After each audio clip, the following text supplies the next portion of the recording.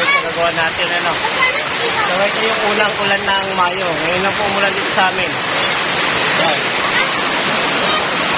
Malakas. Malakas yung unang ulan ng Mayo ngayon. Ayan, oh. Nabalay pagkagawa ko. Bali, buo na yung frame. So, ay magula yung nabuo ko, ano. Ayan, malikot. Ayan. Nai-welding ko na. Lalagyan na ng stick yan. Ang lalagyan ng stick, tuloy, pipinturahan. Lalagyan na hanggang sa likod. Upholstery na yan.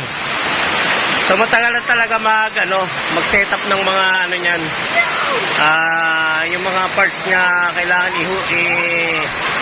ihutok natin sa balik sa pwesto, ano. Yun lang talaga medyo matagal dyan sa pagano ng tricycle.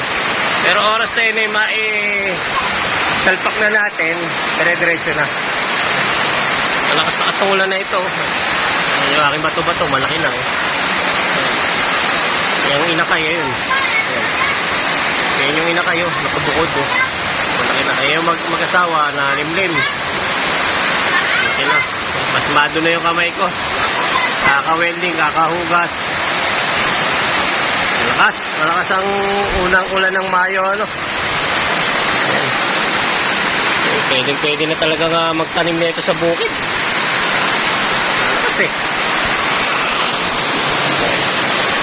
so, kumain muna akong tanghalian. Yan, matapos pumila na ito ulan. So, ito na pumila. Mayroon ang pang-release sa ganyan ba tayo, ano? Baka tayo mag-ground. Nakakatakot ko rin yun.